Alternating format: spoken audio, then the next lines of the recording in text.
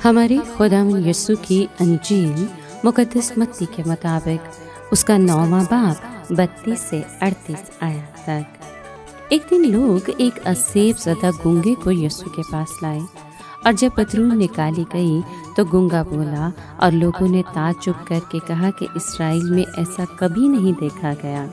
मगर फरीसियों ने कहा कि ये तो पतरूहों के सरदार की मदद से पतरूहों को निकालता है। और यीशु सब शहरों और गांवों में फिरता रहा और उनके इबादत खानों में तालीम देता और बादशाही की खुशखबरी की मनाती करता और हर बीमारी और कमजोरी दूर करता रहा। और जब उसने हजूम को देखा तो उसे उस पर तरस आया, क्योंकि वो उन भेड़ों की मानिद जिनका चरवाहा न हो खस्ता हाल और प्रागंदा था। तब उसने अपने शागिर्दों से कहा कि फसल तो बहुत है मगर मजदूर थोड़े हैं, इसलिए तुम फसल के मालिक की मिन्नत करो कि वो अपनी फसल काटने के लिए मजदूर भेज दे। पाक कलाम के पढ़े और सुने जाने पर खुदावंद की बरकत हो, खुदा का शुक्र हो। अजीज दोस्तों, पहले यीशु ने मुर्दों को जिंदा किया, फिर अंधों को बिनाई दी और अब गूंगों को गोयाई देता है। इन मोजज़ों में एक रूहानी सिलसिला मालूम होता है, पहले जिंदगी, फिर समझ और इदराक और इसके बाद गवाही। एक पतरू ने उस आदमी को गूंगा बना रखा था। किसी शख्स को उस आदमी की बहुत फिक्र थी, इसलिए वो उस बदरू गिरफ्ता आदमी को यीशु के पास ले आया। खुदा उन गुमनाम मगर आला मर्तबा अफराद को बरकत दे जो दूसरों को यीशु के पास लाने का वसीला बनते हैं। जैसे ही वो बदरू निकाल दी गई तो गूंगा बोलने लगा। हम तसव्वुर कर सकते हैं कि वो अपनी बहाल शुदा क़ुव्वत गोयाई को उस हस्ती की हम्दो सना और गवाही के लिए इस्तेमाल करने लगा जिसने कमाल फजल और मेहरबानी से उसे शिफा अता की थी। आम लोगों ने तस्लीम किया कि इसराइल ऐसे मौजज़ात देख रहा है जिनकी पहले मिसाल नहीं मिलती, मगर फरीसियों ने जवाब दिया कि यीशु बदरूहों के सरदार की मदद से बदरूहों को निकालता है।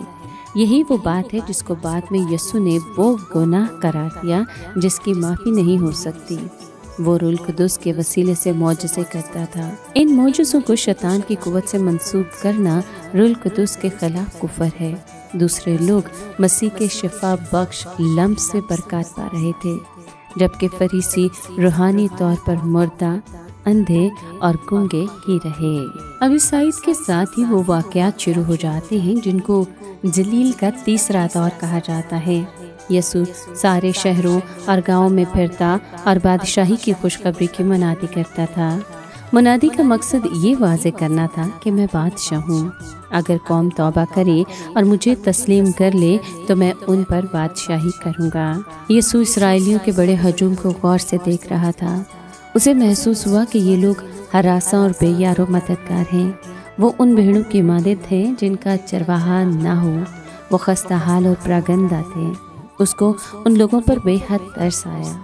काश हम भी रूहानी तौर पर खोए हुओं और मरते हुओं की भलाई के लिए तड़पें। हमें इसके लिए मुसलसल दुआ की ज़रूरत है।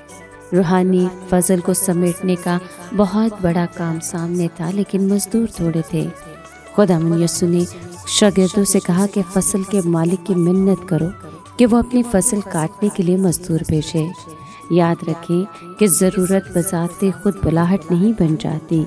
मजदूरों को उस वक्त तक नहीं जाना चाहिए जब तक वो भेजे ना जाएं।